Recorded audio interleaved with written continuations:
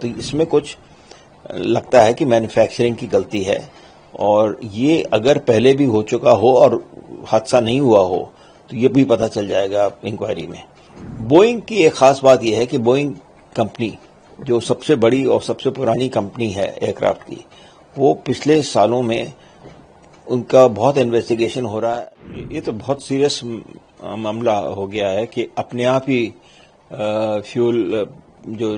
Fuel tank से petrol जाता है, जो एविएशन टर्बाइन फ्यूल जाता है, वो अपने आप बंद हो गया दोनों इंजन में। अब कॉकपिट रिकॉर्डर जो सबसे बड़ी इंपॉर्टेंट चीज होती है, उससे ये पता चल रहा है कि कैप्टन, जो सीनियर कैप्टन, जो कमांडर कहलाते हैं, वो अपने को पायलट से पूछते हैं कि भाई तुमने कहीं फ्यूल कट ऑफ तो नहीं कर दिया, उसका स्विच बंद तो नहीं कर दिया। उसने कहा मैंने नहीं किया।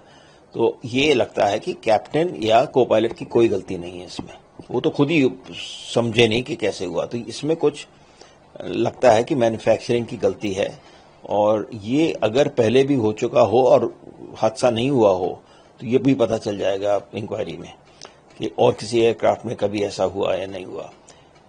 बोइंग की एक खास बात यह है कि बोइंग कंपनी जो सबसे बड़ी और सबसे पुरानी कंपनी है एयरक्राफ्ट की, वो पिछले सालों में उनका बहुत इन्वेस्टिगेशन हो रहा है। अभी मैक्स बोइंग के 737 मैक्स एयरक्राफ्ट में 2 एक्सीडेंट्स हुए इसी पे। टेक ऑफ के बाद एकदम से वो उड़ नहीं सके, वो पानी में, एक तो पानी में गिरा, एक से जमीन पे गिरे और उसमें मृत्यु बहुतों की हुई।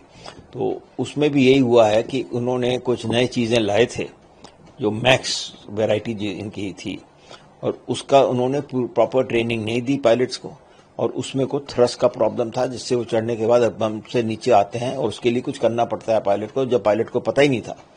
और मैनुअल भेज दिया था उन्होंने कि भैया पढ़ लीजिए और कर दीजिएगा। तो ट्रेनिंग में उन्होंने खुद पैसा बचाया, क्योंकि ट्रेनिंग का काफी खर्चा होता है जो कि मैन्युफैक्चरिंग कंपनी करती है।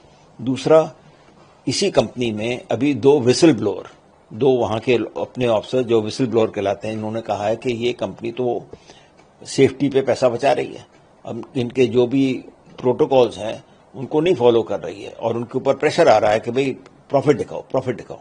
इसलिए ये यूएस कांग्रेस ने भी इन्वेस्टिगेट किया इसको बड़ी जोरों से, और उन्होंने फेडरल एविएशन अथॉरिटी, जो कि सेफ्टी रेगुलेटर अमेरिका का है, उनको भी काफी डांटा है कि आपने अपना जो काम है उनके ऊपर ट्रस्ट करते रहे।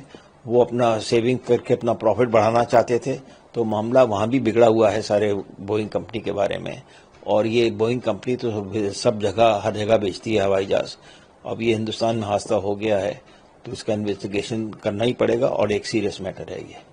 सर, आपको क्या लगता है कि वो उड़ा उस समय एक फ्यूल की सप्लाई ठीक थी, लेकिन उड़ने के बाद फ्यूल सप्लाई नहीं, ये तो ये नहीं समझ आ रहा ना। यही तो वो कह रहे हैं, जब पायलट कमांडर के अपने को पायलट से कह रहे हैं भाई तुमने बंद किया, वो तो उन्होंने देख लिया कि पायलट का वो फ्यूल का टैंक का जो स्विच थे, दोनों 2 होते हैं शायद, दोनों बंद थे। ये उसने कहा मैंने तो नहीं किया। तो कैसे हुआ, क्यों हुआ, ये तो समझ नहीं आ रहा ना। अभी इसी के ऊपर इंक्वायरी होगी अब कि क्या हुआ। अभी तक और जो चीजें थी कि यानी चिड़िया, बर्ड हिट जो कहलाता है, या फ्यूल कंटेमिनेशन, या जो कमांडर की सीट है वो खिसक गई थी पीछे, वो सब चीजें तो लगता है एलिमिनेट हो गई हैं, अब वो नहीं है। अब एक ही चीज बची है, ये एक मुद्दा बचा है, इसी मुद्दे पे कॉन्सेंट्रेशन होगा।